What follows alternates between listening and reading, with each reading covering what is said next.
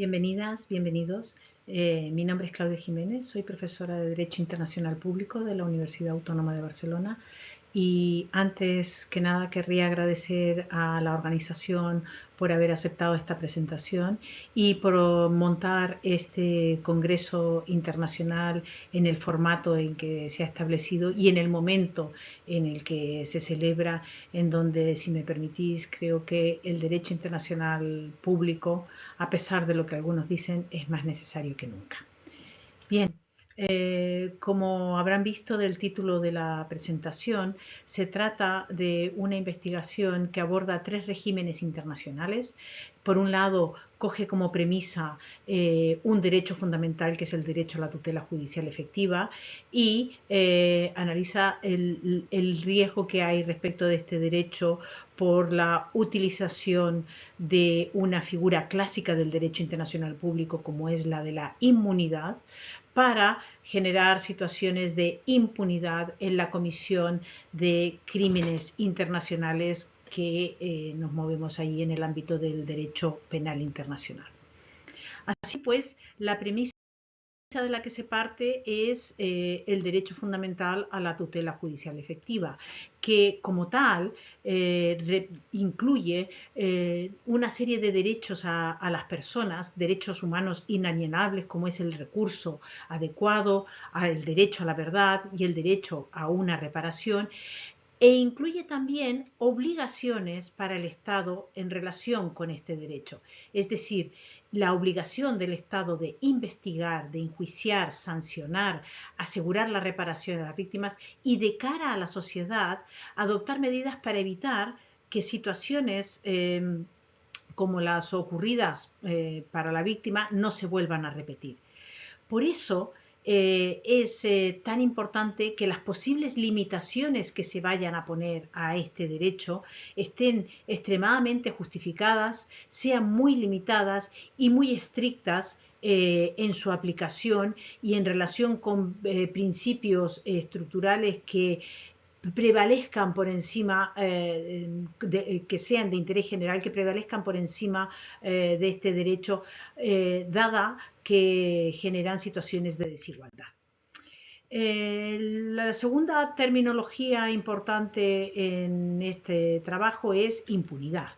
Por impunidad tenemos la ausencia de responsabilidad por parte de responsables de violaciones de obligaciones jurídicas preexistentes, porque se escapan a toda acción judicial, a investigación, persecución, detención, procesamiento, posibilidad de condena, y por tanto encontramos a los estados en una situación de incumplimiento de esas obligaciones respecto del derecho de tutela judicial efectiva, que erosiona no solamente los derechos fundamentales, sino que genera un clima de indefensión y un círculo vicioso de situación de inseguridad entre la población. El tercer término que guía el hilo conductor, y de hecho es el que centra la investigación, es la figura de la inmunidad internacional. La inmunidad, como tal, es una institución, como todos sabemos, de carácter procesal preliminar.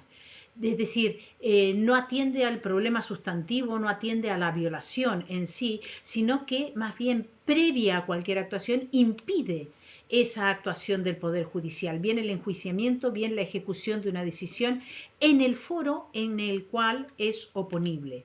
Y eso, como tal, supone una restricción de un derecho humano, limita en ese foro el acceso a un tribunal y, por tanto, supone una excepción al principio de igualdad ante la ley, dado que la víctima no puede acceder a una acción judicial. Como tal, la inmunidad no excluye la responsabilidad, puesto que pueden existir y deberían existir otros foros o jurisdicciones competentes con tal de poder juzgar esas actuaciones. Ahora bien, en los foros en donde se aplique, su interpretación, dada que es esa limitación a un derecho fundamental, como decía antes, tiene que ser restrictiva y acorde con la finalidad de interés general perseguido para plantearla como tal excepción. Definida así la inmunidad en términos generales, cabe hacer una clasificación para poder señalar a cuáles vamos a hacer referencia en esta presentación, empezando por el hecho de que nos vamos a ceñir a la jurisdicción penal, puesto que se trata de ponerla en relación con crímenes internacionales. La primera distinción que hay que dejar clara es entre lo que son las inmunidades domésticas y lo que son las inmunidades internacionales, que tiene relación con esta presentación. La inmunidad doméstica se recoge en los diferentes ordenamientos internos, tiene una naturaleza histórica y habrá que estar a cada ordenamiento interno para evaluar su contenido. A las que nos referimos aquí son a las inmunidades internacionales, es decir, aquellas que buscan garantizar las relaciones diplomáticas y que se basan en el principio, son consecuencia del principio básico de derecho internacional de igualdad soberana de los estados. Parem impare not habet imperium. Y por tanto, no puede haber una jurisdicción doméstica que actúe por encima para juzgar los hechos acaecidos por otro estado o por representantes de otro estado.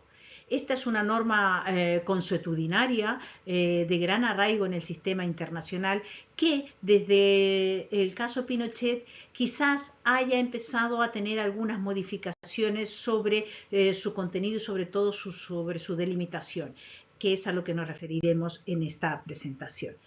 Ya dentro de las inmunidades internacionales también hay que hacer una nueva distinción entre lo que son las inmunidades de Estado y las inmunidades penales del representante del Estado.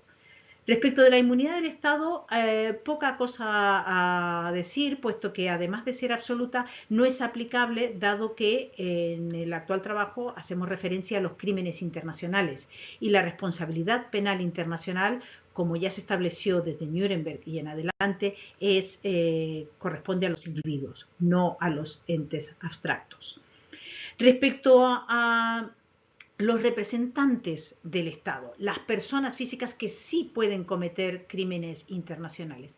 Existen tradicionalmente dos maneras de aproximarse a la figura de la inmunidad.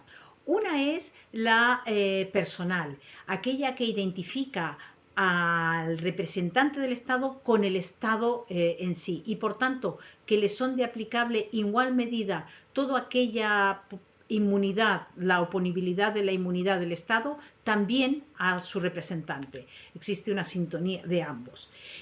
Otra aproximación que ha penetrado ya en varios sistemas jurídicos es la funcional, es decir, que la inmunidad no es un atributo de la persona, sino que se tiene por el cargo que desempeña para que pueda desempeñar ese cargo. Y en esa medida es un tipo de inmunidad que, a diferencia de la personal, admite más posibilidades de excepciones, puesto que va vinculada al desempeño de la función de representación. Y es en este marco en donde se podría plantear la posibilidad de que existan excepciones a la oponibilidad en caso, por ejemplo, de violaciones de jus cogens, aunque, como veremos, no hay un amplio consenso al respecto. Precisamente la problemática que plantea la inmunidad de la jurisdicción penal extranjera por parte de los funcionarios ha llevado a la Comisión de Derecho Internacional a trabajar sobre esta materia. Es de los más largos estudios que llevan 20 años hasta ahora, empezaron en el 2006 y sigue trabajando sobre esta temática. Existen ámbitos en donde está regulada ya la inmunidad, también la inmunidad penal, ámbitos que han sido recogidas de manera convencional, pero no existe un marco general en relación a los representantes como tal. Y está la variedad de situaciones y de ámbitos materiales que se pueden dar que la Comisión de Derecho Internacional, como digo, ha reflejado esta tardanza a la hora de elaborar su proyecto. Yendo, por tanto, a esta responsabilidad penal del representante del Estado, lo que sí que ha quedado claro es que hay que distinguir entre aquellos representantes que forman parte de la troika y quizás es polémico, pero se podría incluir también a los jefes de misión, quienes tendrían una responsabilidad más bien del tipo personal, y el resto de funcionarios o representantes que debería tener un tipo de responsabilidad de carácter más material. A estos es a los que enfocamos las siguientes slides. En cuanto a la Troika, esta, según la Corte Internacional de Justicia, en el caso de la orden de detención del 2002, incluye a jefe de Estado, jefe de gobierno y ministro de Asuntos Exteriores. Son cargos especialmente destacados, y en esa medida el tribunal ha interpretado, en esta visión personal, de que la inmunidad sería oponible tanto para actos oficiales como para actos de naturaleza privada. La limitación, si acaso, vendría porque sí que se considera que es en función del cargo y por tanto le añade una dimensión temporal que hasta ahora no tenía. Y aquí podemos ver un primer cambio respecto de lo que era la norma consuetudinaria tradicional, que viene de tiempos inmemoriales. Al relacionarla con función del cargo, en la medida en que se sea jefe de Estado, se gozará de una inmunidad. Jefe de Estado, jefe de gobierno, ministro de Asuntos Exteriores, se gozará de una inmunidad absoluta, también en materia penal. El resto de funcionarios y agentes del Estado, en cambio, desde el proyecto de la Comisión se plantea que sea limitada, es decir, que actúan como funcionarios del Estado y por tanto tendrá que ser, la inmunidad podrá ser oponible solo para actos oficiales.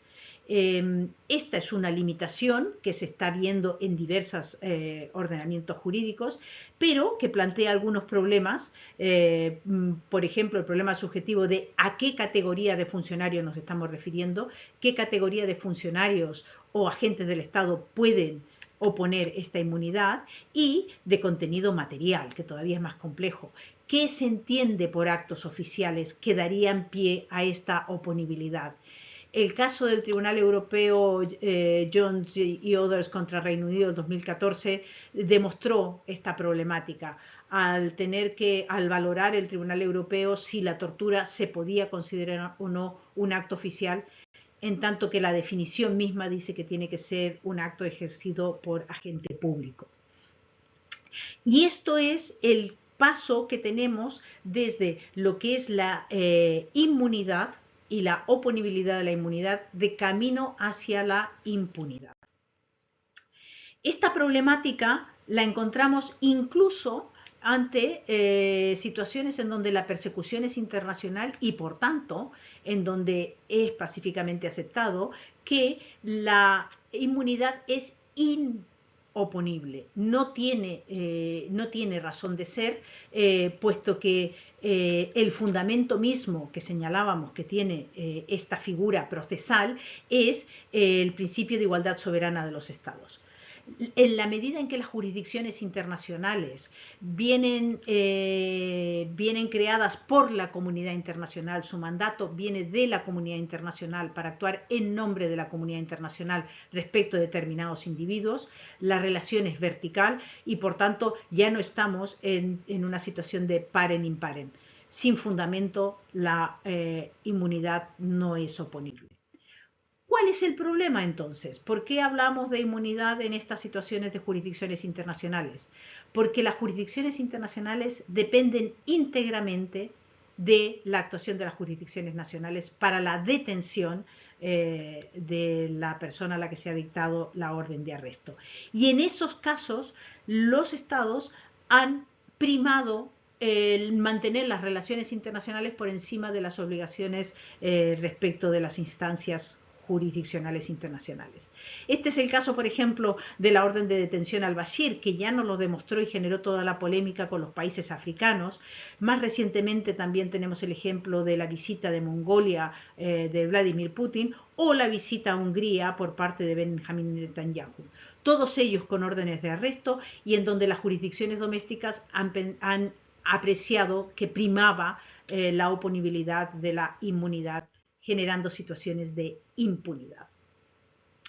¿Qué pasa en el caso de las jurisdicciones domésticas, por tanto, respecto de los representantes del Estado? nos encontramos en que respecto de la troika, como hemos visto por los ejemplos, la práctica es poco halagüeña. Se entiende, que se sigue entendiendo, se sigue manteniendo el principio de una inmunidad absoluta, incluso ante situaciones de crímenes internacionales.